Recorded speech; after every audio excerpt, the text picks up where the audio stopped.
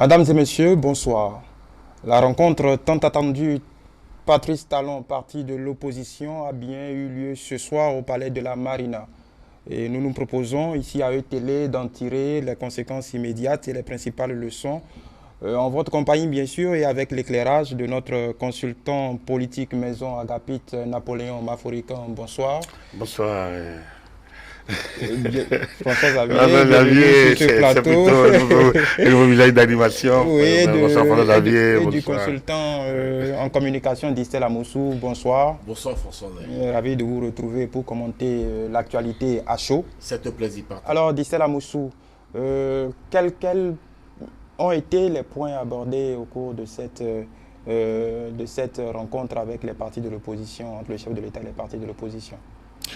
Amis téléspectateurs, la date du lundi 25 février 2019 sera désormais gravée dans l'annale politique de notre pays. En effet, ils étaient 4 partis demandeurs, à savoir l'FCBE, Restaurer l'Espoir, PCB et l'USL.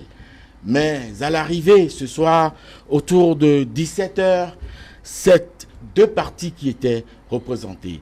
Nous avions la présence donc des FCBE et du parti Restaurer l'Espoir. On pouvait donc noter la présence de certaines personnalités comme hôtes du chef de l'État. Cet après-midi, il y avait Candide Azanaï, l'honorable Guy Mitokpe, le vice-président de l'Assemblée nationale, Eric Oundete, l'honorable Théophile Yarou et Kousonda Adjibade. Donc, il faut observer que 4 partis ont demandé à rencontrer le chef de l'État, mais au finish, 2 étaient donc représentés. La rencontre a globalement duré de 17h à 20h30 environ. Et à l'entrée de jeu, le chef de l'État, le président Patrice Talon, a dit sa disponibilité à écouter tous les Béninois et a fait sienne leurs préoccupations. Donc, c'est le président du parti Restaurer l'Espoir, M. Candide Azanaï, qui a pris la parole et qui a planté le décor. Mais contre toute attente, on s'attendait à ce qu'il apporte la contradiction flagrante ou démonter les arguments un à un, les observations portées par l'administration du ministère de l'Intérieur pour, n'est-ce pas, déclarer non conformes les dossiers qu'ils ont produits. Mais contre toute attente, comme je le disais, il s'est mis dans une posture, celle de dire que les partis de l'opposition ont bénéficié d'un traitement spécial. Que les partis de la mouvance, j'allais dire les partis proches donc du chef de l'État, ont bénéficié de traitements particuliers et que à partir de ce moment, partis de l'opposition, ils ont été lésés. Je reprends pour dire que pendant qu'on attendait que Candide Azanaï apporte des arguments de contradiction. Oui, on a les vu arguments. Que donc, le ton était un peu plus différent. Le ton était différent, mais pas dans les analyses. C'est-à-dire qu'il s'était inscrit dans la posture que les partis de la mouvance ont bénéficié de traitements spéciaux et que eux, partis de l'opposition, étaient sanctionnés. Il n'a pas pu dire que leur dossier était de bons dossiers. Il n'a pas pu dire que les arguments avancés par l'administration du ministère de l'Intérieur étaient des arguments fallacieux. Donc, il n'a pas pu apporter d'éléments probants de contradiction aux observations du ministre de l'Intérieur. Alors, il s'est mis dans la posture du « nous sommes en faute, mais s'il vous plaît, regardez dedans. Nous sommes en faute, s'il vous plaît, fermez les yeux sur nos insuffisances, sur nos faiblesses et avançons. » Sur à quoi le président de la République a répondu par la négative. Alors oui, mais attendez, là, est-ce qu'il a dit? Je pense qu'il ne faudrait pas lui faire dire ce qu'il n'a pas à dire, parce qu'en réalité, on sait que les partis d'opposition n'ont pas autre chose à opposer à ce que le ministre de l'Intérieur a dit. Parce que les lettres étaient suffisamment motivées par rapport à ce qui nous ont été publiés par ce qu'on a vu sur les réseaux sociaux, ce qu'on a vu. Les lettres étaient motivées. Donc, est-ce qu'il avait autre chose à dire? Non, il avait sollicité une gestion politique de leur cas. Oui. Alors, c'est une manière de dire, nous sommes en faute, mais regardez dedans. C'est une manière de dire, comme on le dit vulgairement chez nous, dans notre culture, c'est-à-dire prenez les yeux d'adultes pour regarder dans ce sac. Donc, regardez nos dossiers avec les yeux d'adultes. Faites une gestion politique de notre cas. C'est une manière de dire, de reconnaître qu'ils sont en tort. C'est une manière de reconnaître les faiblesses soulignées par l'administration du ministère de l'Intérieur par rapport à leur dossier. Oui, je pense il sollicite une gestion politique. Il faut peut-être dissocier, et c'est là un peu la confusion que l'opposition entretient. Vous savez, il faut dissocier. Depuis que le ministère de l'Intérieur a fait cette publication, le Restaurer l'Espoir n'a pas réagi. En réalité, c'est l'FCBE et l'USL qu'on a entendu, tout simplement parce que les choses étaient claires.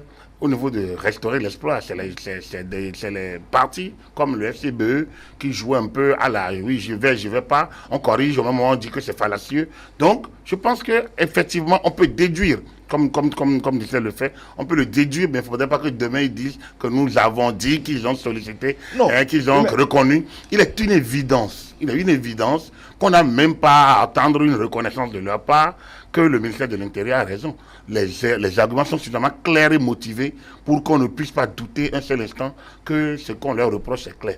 Maintenant, les postures qu'ils ont devant le chef de l'État, c'est ça. En fait, je ne m'opposais pas à ce que disait Distel, mais je voudrais recadrer pour que demain, ils ne viennent pas dire que nous avons dit sur notre plateau qu'ils ont reconnu. Ils n'ont pas à reconnaître, c'est une évidence, Distel. Justement, avant d'aller plus loin, je pense que les amis téléspectateurs ont besoin de savoir pourquoi quelques partis étaient d'abord présents, ont accepté, sont partis, ont honoré l'invitation, leur demande, ont acquiescé à cette rencontre du chef de l'État, et d'autres non, l'USL et le PCB en l'occurrence. Qu'est-ce qui justifie que d'autres soient partis et que d'autres non? Oui, le PCB, ça fait partie de ses pratiques. Le PCB n'était pas, n'est-ce pas, adopté la politique de la chaise vide à la conférence nationale des forces vives de la nation de 90. Et c'est leur pratique. Et lorsqu'il s'agit de croiser les faits, argument contre argument, eh bien, le Parti communiste du Bénin a toujours brillé par son absence. Mais lorsqu'il s'agit, n'est-ce pas, d'utiliser d'autres moyens pour intoxiquer l'opinion, excusez du peu, et ils ont l'expertise en la matière. L'USL, on vient de le découvrir, ce parti-là dans cette posture de la chaise vide. Et ça a surpris plus d'un, parce qu'en réalité, lorsque vous contestez quelque chose, lorsque vous contestez une décision de l'administration, et que vous êtes demandeur d'une rencontre avec la plus haute autorité de l'État, qui vous l'accorde, pour dire qui a encore le pouvoir discrétionnaire, n'est-ce pas, de prendre des décisions, vous choisissez de ne pas venir, alors on est en droit de s'interroger et même de s'inquiéter sur votre attitude. Face à ce qu'on a observé aujourd'hui à Porto Novo, doutons, je n'ai pas les preuves tangibles, mais l'opinion véhicule que la plupart des manifestants de ce matin étaient donc d'origine de ce parti politique, et que ce parti politique décide d'observer la politique de la chaise vide, il y a à s'interroger. Alors, Agapite Napoléon Mafourican, quelle peut être la justification de l'absence de l'USL?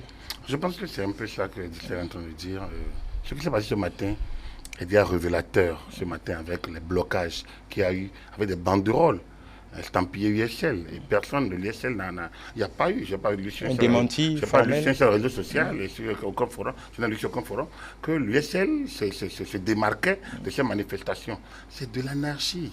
C'est vrai que vous pouvez utiliser la rue, mais quand vous lisez que la veille, le préfet, pas intérim du département du littoral, s'est entendu avec en tout cas à notifier aux organisateurs de la marche qui devait avoir lieu ce 25, ce lundi, que le délai qu'ils ont eu le délai observé pour la demande de la marche ne permettait pas que l'administration de l'État puisse l'encadrer et l'a interdit.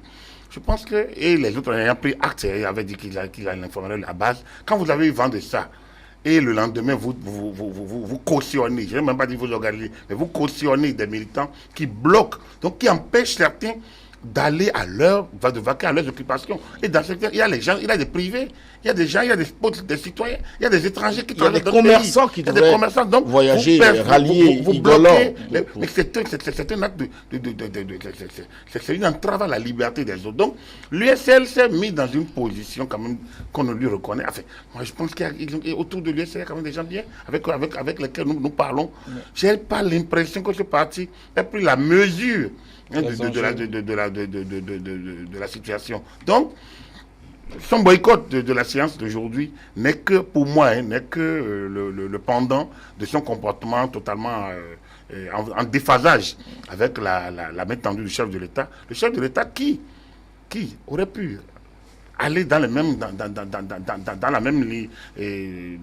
disons, direction qu'eux. Parce que depuis que le ministère de l'Intérieur a sorti les notifications, regardez le lexique qui a utilisé, le langage qui a utilisé, les vocables qui sont utilisés pour pouvoir vouer aux gémonies les institutions de la République, attaquer le ministre de l'Intérieur, prêter des intentions au gouvernement, au chef de l'État, à la majorité présidentielle. Tout ça là, ça n'a pas empêché qu'on les reçoive. Et quand même le chef d'État dit, viens, je vous l'ai dit la dernière fois sur ce plateau, chez nous en Afrique, quand on dit viens, tu vas d'abord honorer, surtout quand c'est le chef de l'État. Et quand c'est vous-même qui avez demandé. Et puis dans le cas d'espèce, ce n'est même pas le chef de l'État qui évite. C'est ça que je dis. Eux qui ont demandé. C'est quand vous avez demandé à être reçu. Et on dit venez, quand même la moindre des politesses, c'est d'y aller. Donc, vous voyez, on est dans une situation où les gens se donnent des droits, ils font n'importe quoi, ils se donnent des libertés. Je crois que l'USL s'inscrit dans la posture va-t-en-guerre désormais. Exactement. Oui, justement, face à cette posture va-t-en-guerre, vous l'avez dit, de l'opposition, est-ce qu'on peut, disons, remarquer et ressortir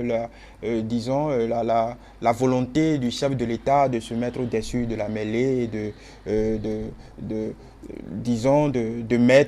d'apaiser un peu les tensions et de permettre à cette opposition de trouver une voie de sortie honorable, quitte à ce que chacun d'eux en clair, de regarder dedans, en fait, de regarder avec l'œil du sage, comme vous avez dit. Alors le chef de l'État, le président Patrice Talon s'est révélé ce soir grand communicant et grand pédagogue. Enfin, une fois de plus. Une fois de plus.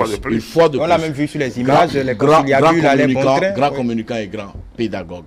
D'ailleurs, il faut observer son style vestimentaire de cet après-midi. Il s'est éloigné, n'est-ce pas, du débraillé chic qu'on lui connaissait, et il a fait l'option du port de la cravate. C'est-à-dire qu'il a donné, je le dis en tant que communicant, en tant que spécialiste de la question, ça veut dire qu'il a donné toute la solennité requise à la rencontre de ce soir. Il a marqué son respect à ses vis-à-vis. Voyez-vous, il aurait pu aborder son style débraillé chic habituel, c'est-à-dire une chemise et puis une veste blasée. Et puis ça va être relax. Mais non, il s'est mis dans la posture du chef de l'État, du premier représentant, du premier responsable de cette nation, pour les rencontrer. Donc, c'est une marque de respect. Mieux, il a dit sa disponibilité d'écouter tous les Béninois à travers donc ses hôtes et de faire sienne leurs préoccupations. Sauf que le président Patrice Talon est resté une fois encore collé au principe directeur de sa gouvernance. La loi, rien que la loi, et tout collé à la loi. Il a dit, je vous ai écouté, mais vous reconnaissez avec moi que vos dossiers ont des faiblesses. L'administration du ministère de l'Intérieur doit faire son travail. Si vous êtes d'accord, mettez-vous à jour. Et il est allé jusqu'à dire qu'il serait très malheureux qu'une partie de la classe politique soit privée de cette compétition. Mais que ça ne serait pas de sa faute. Parce que pour lui, on ne saurait attribuer une dérogation spéciale aux forces politiques ou aux personnes politiques qui animent, n'est-ce pas, la vie politique dans notre pays. On ne saurait leur accorder une dérogation spéciale quand nous avons enclenché dans tous les domaines des réformes. des réformes qui font souffrir nos populations, des réformes qui obligent nos populations à se départir de nos automatismes, de nos habitudes, de nos pratiques, de nos faveurs. On ne saurait donc, pour le chef de l'État, accorder des faveurs spécifiques aux hommes politiques et aux partis politiques. Il faudrait donc que ces partis politiques-là s'alignent sur la réglementation en vigueur, s'alignent sur les textes de loi, s'alignent sur les dispositions légales pour que la compétition soit ouverte à tout le monde. Et mieux, il a donné, et il a spécifié à nouveau ce soir, il a donné des instructions pour que, pour l'une des rares fois, des heures supplémentaires soient accordées au personnel du ministère de l'Intérieur et de l'administration des impôts pour que, de jour comme de nuit, à chaque minute et à chaque instant, la disponibilité soit prête pour accueillir les déshydratats, n'est-ce pas, des hommes politiques et des partis politiques dans le contexte actuel. Okay. Voilà. Agapit Napoléon Maforican, quelles peuvent être maintenant les perspectives au lendemain, on va dire, après cette rencontre, quoi qu'on dise historique, quelles peuvent être les perspectives pour les prochaines élections législatives? Je vais demander dans le sens de Dictel, d'abord pour apprécier déjà la solennité que le chef d'État a donnée à la rencontre, mais pour au moins saluer aussi les partis d'opposition qui ont été. Il faut les saluer le FCBE, saluer Restaurer l'espoir et tout au moins leur prédisposition au dialogue, parce que ce n'était pas vraiment la posture qu'ils ont adoptée le vendredi dernier, au lendemain donc de la décision. Au cours de leur conférence de presse, notamment. Donc, ça, c'est déjà une bonne chose. Deuxième chose, c'est que quand vous entendez quelqu'un comme Théophile Yarou s'exclamer, comprendre je suis émerveillé par la démonstration que le chef d'État a faite, ça veut dire quoi? Ça veut dire que la posture va-t-en-guerre de FCBE n'est pas du tout. C'est son premier responsable désigné, même si c'est subrepticement, mais quand même, son premier responsable désigné se reconnaît en chef de l'État, en notre président de la République, qu'il a pu exposer la situation, la valeur, la qualité des explications du chef de l'État. Je pense que c'est déjà cette rencontre a déjà porté tous ces espoirs. Ensuite, ils ont demandé une gestion politique du dossier. Le chef de l'État est resté, comme l'a dit Dictel, 3 septembre. Donc, il est prêt à faire un travail, que l'administration donne le meilleur d'elle-même pour les satisfaire. Mais alors, il faudrait qu'eux-mêmes, ils puissent jouer leur partition. Et il dit qu'ils sont responsables de leur sort. Je pense que Dictel a résumé. Alors, quelles peuvent être les perspectives dans de telles conditions? Je pense que les perspectives, c'est ce que l'opposition voudrait. Les perspectives, c'est ce que l'opposition voudrait. Si l'opposition veut participer aux élections, à elle de se mettre à jour. Parce que au moins, une chose est claire, il faudrait que nos populations le sachent, il faudrait que les militants de ces partis le sachent. Il n'y aura pas de dérogation particulière pour les politiciens. Il n'y aura pas, la force doit rester à la loi. Je pense que c'était dit ce soir. Il ne faudrait pas que notre enthousiasme nous empêche de retenir cela. Force doit rester à la loi. Le chef d'État l'a répété au cours de cette séance-là. Et il est important que les leaders des partis FCBE, Restaurer l'espoir, et les USL, pourquoi pas, et les autres puissent se mettre à jour tant que c'est possible encore, ce qui doit corriger pour être à jour, parce qu'on ne peut pas aller en compétition avec des joueurs non qualifiés. Vous ne pouvez pas aller en compétition avec des crampons non autorisés. Vous ne pouvez pas jouer une compétition sans les règles. Vous ne pouvez pas jouer une compétition d'âge avec des joueurs plus âgés. Vous ne pouvez pas jouer une compétition d'âge avec des joueurs en moins, à un niveau d'âge plus bas que celui autorisé. Je pense que toute compétition requiert des règles. Le président de la République a aujourd'hui rappelé ces règles et la fermeté de l'administration à ce que ces règles soient maintenues au nom du respect de l'État. Mais au même moment, la flexibilité de l'administration à permettre à tous ceux qui ont envie de respecter les règles. Donc, l'un dans l'autre, les perspectives peuvent être que l'opposition prenne conscience que le jeu est ouvert et que sa posture de départ de diaboliser les institutions de la République, de diaboliser le président de la République et le gouvernement, de diaboliser l'équipe en place aujourd'hui, hein, que cette posture-là ne convainc pas. Et qu'au moment où on est sérieux, ce n'est pas les tournées dans les maisons mortuaires, ce n'est pas les jogging du jour au lendemain, ce n'est pas ça. C'est le sérieux qu'on s'enferme à préparer un dossier solide et à le déposer. C'est ça le problème. Après, si vous dansez pendant qu'il est le temps de la semence, vous ne pouvez pas vous lamenter que l'autre récolte pendant que vous n'avez rien à récolter. C'est un peu ça. Donc, les perspectives, pour faire court encore, pour résumer, les perspectives, c'est que le président est prêt pour que tous aillent aux élections. Le gouvernement est prêt pour que tous aillent aux élections. Est-ce que l'opposition est prête à aller aux élections? Voilà un peu la question. Moi. La question, elle reste ouverte et fermée à la fois. Parce que quand vous voyez ce que l'USL a fait ce lundi matin, hein, si vous voyez son boycott, si vous voyez que nos politiciens parfois manquent de ressources intellectuelles, de ressources de clairvoyance pour pouvoir avancer, vous pouvez être encore mitigé aujourd'hui en disant oui, le chef d'État a fait preuve d'ouverture, oui, il a fait preuve d'humilité, oui, il a pris de la hauteur. Mais est-ce que l'opposition est prête à jouer le jeu? Est-ce qu'elle n'est pas dans une posture?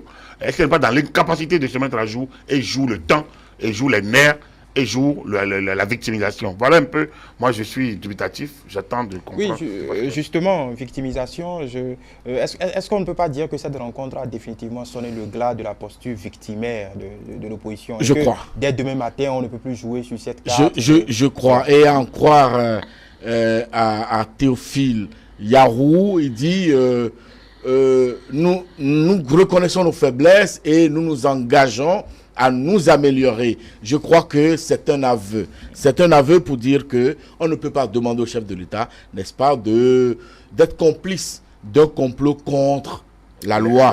Parce qu'il a dit clairement, si vous persistez à maintenir dans vos dossiers des pièces qui constituent de la fausse déclaration, l'administration ne peut pas fermer les yeux. Ça, c'est quand même implacable. Hein. Je pense que je pense qu'il faut peut-être le relire encore, dit-elle. Il a dit, le chef de l'État a dit. Non, c'est ferme. Il a dit et fermement, si vous persistez à maintenir dans vos dossiers des pièces qui constituent de la fausse déclaration, l'administration ne peut pas fermer les yeux là-dessus. Franchement. Donc, quelle que soit la gestion politique qu'on veuille faire, quel que soit le désir de regarder dedans, comme on le dit, avec des yeux on ne peut pas demander au chef de l'État, n'est-ce pas, élu au suffrage universel par les Béninois, et a fait serment de respecter et qui a fait un serment d'être complice, n'est-ce pas, d'une cabale contre la loi. Et il a été ferme là-dessus. Juste avant de finir, coïncidence ou non, pendant cette semaine, nous célébrons les 29 ans de la Conférence nationale des forces vives de la nation. Est-ce que comme 29 ans, il y a 29 ans, est-ce que depuis 1990, nous ne sommes pas en train de vivre quelque part une sorte de tournant dans notre histoire politique? De façon cyclique, vous voulez dire? Non, je pense que l'avènement du président Talon est déjà un tournant. Un tournant qu'on n'a pas vu venir. Et je pense que je discutais tout à l'heure au micro en disant, mais est-ce que Talon n'était pas vraiment, comme excuse, je ne suis pas dans la sidération, mais si ce n'était pas le Messie rêvé. Franchement, comme excuse, je ne verse pas trop dans le superlatif, mais est-ce que ce n'était vraiment pas le Messie rêvé? Nous rêvions de quelque chose de ferme. Nous rêvions nous avons rêvé d'avoir vaincu la fatalité. Mais on ne peut pas vaincre la fatalité dans la paresse, dans la tricherie, hein, dans le désordre, dans l'anarchie. On ne peut pas vivre la fatalité dans la tricherie permanente. On ne peut pas. Donc, j'ai l'impression que ce tournant attendu depuis 1990 est en train d'arriver. Avec l'arrivée du Talon au pouvoir, on a vu aujourd'hui que quand les travailleurs étaient en grève, tout le monde a crié. Aujourd'hui, j'ai rencontré un instituteur qui me dit, pas aujourd'hui, enfin, il y a quelques semaines, qui me dit, mais là, franchement, que lui, il était de la grève, mais aujourd'hui, il comprend que même sans bruit, sans grève, le gouvernement est en train de régler plein de leurs problèmes, plein de donner beaucoup de réponses. Il est même d'accord avec l'évaluation. Il ne comprend pas pourquoi certains étaient collés. Donc, regardez la manière dont ces questions-là sont en train d'être gérées. Aujourd'hui, il faut qu'on assainisse le milieu de l'organisation des élections. Il faut qu'on assainisse. Il faut qu'on cesse d'avoir peur quand il y a élection. Élection, c'est une fête. Élection, c'est une belle ambiance, c'est une belle compétition. Voilà, donc, plus ni moins je pense qu'en mettant la balle à ce niveau du respect des institutions, le président est en train de nous amener là où nous devons aller. Donc, la conférence nationale 29 ans, mercredi prochain, ça va faire effectivement les 29 ans où Mathieu Kérékou a pris l'engagement de respecter, contre toute entente, les conclusions de ces assises historiques. Je pense que le président Talon nous démontre, 29 ans après, que l'espoir est encore permis. Ceux qui pensent qu'on peut bâtir un État dans le désordre, je pense que... Et celui qui l'a le plus exprimé, qui l'a le plus dit, c'est Yahi Boni. Celui qui l'a le plus dit, mieux dit, c'est peut-être Yahi Boni durant sa décennie.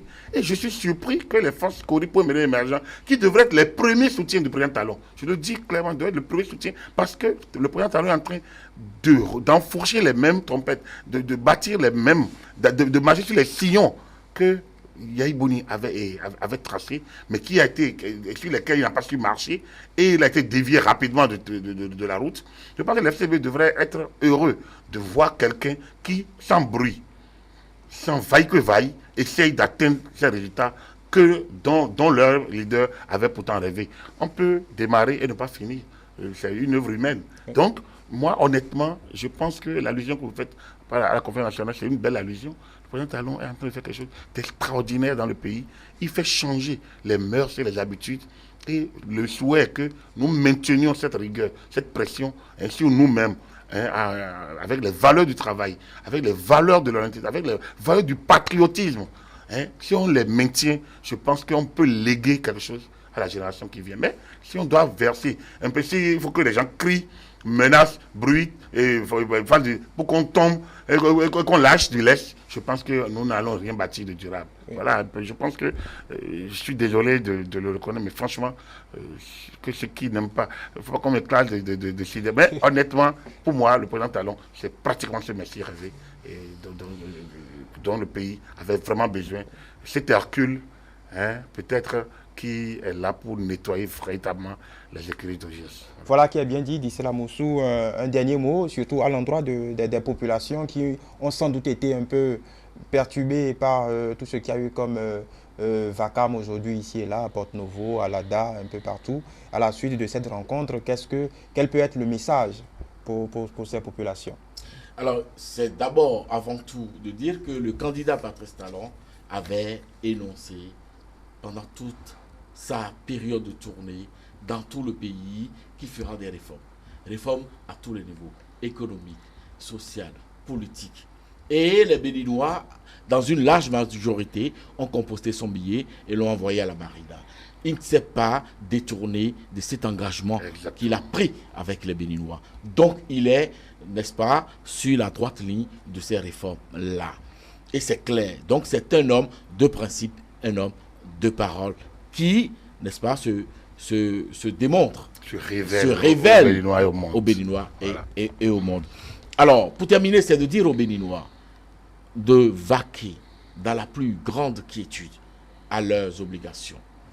Les marchandes aillent au marché, les artisans aillent travailler et que chacun vaque à ses obligations, car notre pays a besoin de paix, de quiétude et de tranquillité pour démontrer à la face du monde ce dont il est capable et quelles sont ses richesses.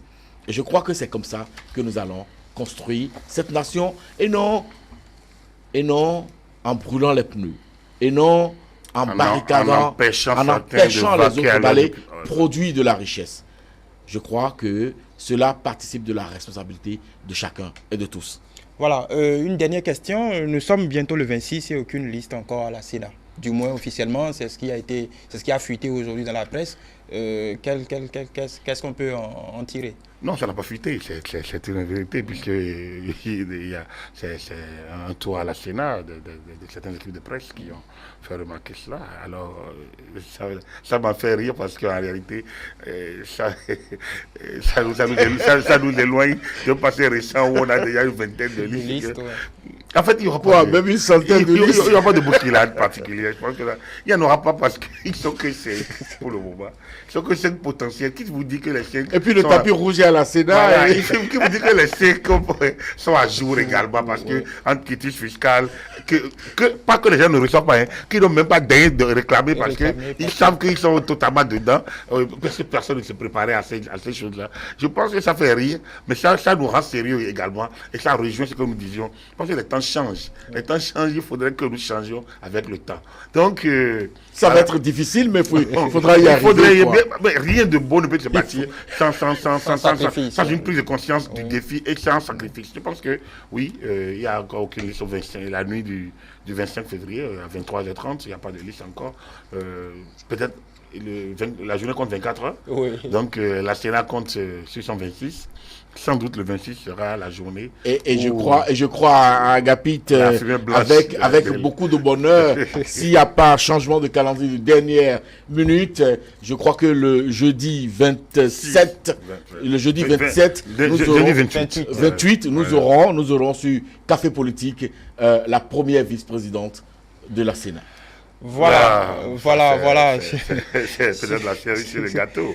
Chers amis, j'espère que vous n'allez pas mettre de l'eau à la bouche. Non, je crois que ça va être une belle émission, une émission technique. Nous allons faire un bain juridique. Nous allons, tout à fait, de façon technique, n'est-ce pas, ces élections.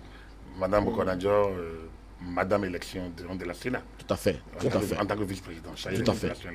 Voilà, mesdames et messieurs, nous avons essayé de faire un peu le tour des suites de cette rencontre historique entre le président Talon et les forces de l'opposition, ou du moins celles qui ont daigné se présenter au rendez-vous.